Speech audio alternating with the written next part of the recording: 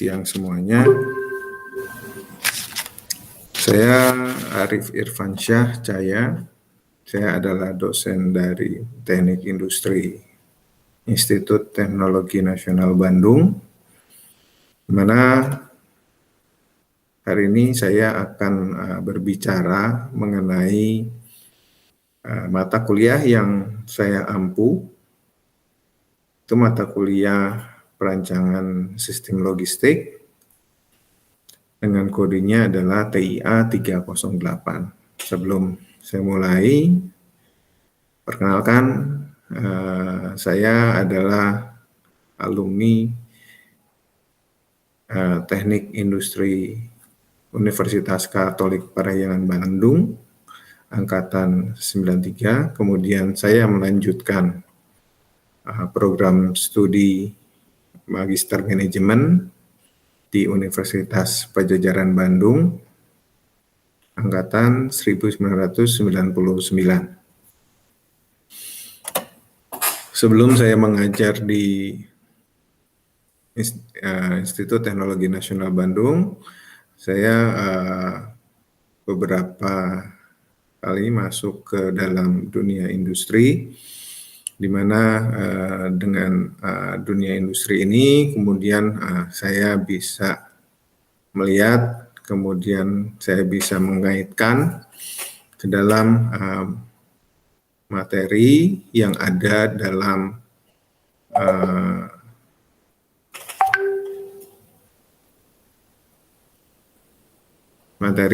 dalam perkuliahan ini. Kemudian mata kuliah ini untuk perancangan sistem logistik ini di Teknik Industri Institut Teknologi Nasional Bandung, kita memiliki 6 kelas yang saya ampu.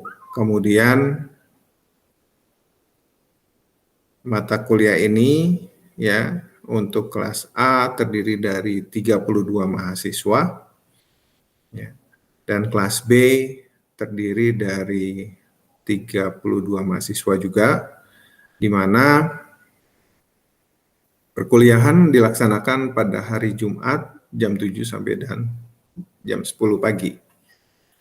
Kemudian di kelas C itu berjumlah 33 mahasiswa dan kelas D berjumlah 27 mahasiswa dengan jadwal kuliah adalah hari Selasa jam 13 sampai jam 16.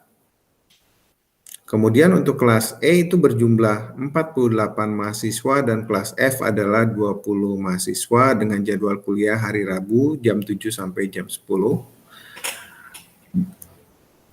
Mata kuliah ini ya, ini terdiri dari 3 dosen, di mana dosen-dosen ini, setiap dosen akan mengajar di 2 kelas ya, dengan waktu yang bersamaan. Kemudian sistem penilaian yang akan kita lakukan di dalam mata kuliah perancangan sistem logistik ini memiliki komponen penilaian sebanyak 3 buah. Yang pertama adalah UTS dengan bobot 35%, kemudian UAS itu juga memiliki bobot 35%, dan terakhir adalah tugas dan kuis sebesar 30%, di mana keseluruhan komponen ini akan kita satukan sehingga menghasilkan nilai tertentu yang didapatkan oleh mahasiswa. Kemudian materi pembelajaran kita lakukan menggunakan panduan yang ada dalam e-learning yang disiapkan oleh institut. Kemudian juga ada daftar pustaka yang sudah kita berikan kepada mahasiswa sehingga memudahkan bagi mereka untuk melihat materi-materi yang dapat mereka pelajari, kemudian juga sumber-sumber yang dapat mereka dapatkan dari mana saja.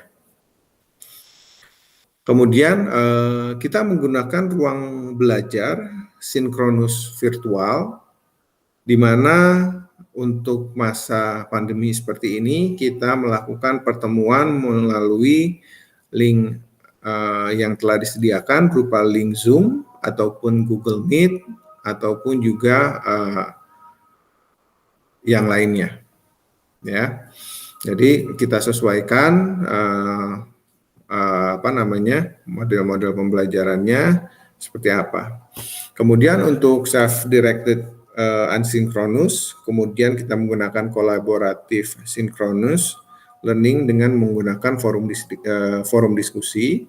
Forum diskusi juga kita lakukan secara virtual, ya. Kita melakukan dengan Zoom ataupun Google Meet. Kemudian untuk perkuliahan kita menggunakan lamanya adalah 16 minggu waktu perkuliahan dengan minggu ke-8 adalah UTS dan minggu ke-16 adalah UAS. Di mana materi dari UTS ini itu adalah bahan dari minggu pertama sampai dengan minggu ke-7. Ya.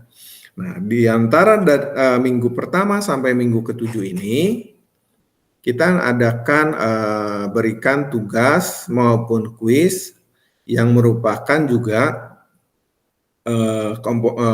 komponen dari penilaian yang kita lakukan. Selanjutnya, minggu ke-9 sampai dengan minggu ke-15 ya, itu adalah bahan untuk ujian akhir semester. Seperti bahan sebelumnya, bahwa periode minggu ke-9 sampai minggu ke-15 kita juga melakukan pemberian tugas maupun kuis yang merupakan komponen dari penilaian. Sehingga nanti komponen-komponen penilaian yang ada itu juga akan kita kumpulkan, ya. Kemudian kita lakukan, ya, secara berkesinambungan. Selanjutnya, ya, materi yang akan kita pelajari dan materi yang akan kita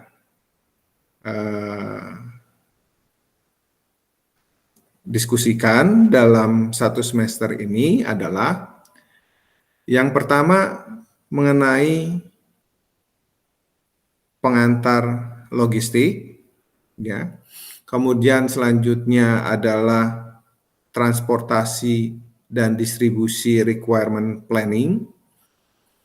Kemudian materi yang ketiga adalah penentuan lokasi.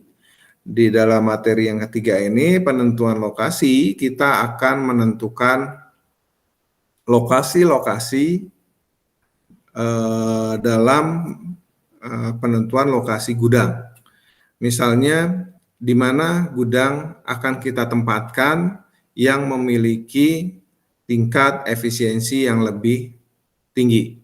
Kemudian di mana gudang kita tempatkan yang memiliki nilai yang lebih baik dibandingkan gudang yang lain. Selanjutnya adalah tentang strategi persediaan, di mana strategi persediaan ini, ya, bagaimana cara menentukan, ya, persediaan yang ada di dalam gudang kita itu seperti apa, ya.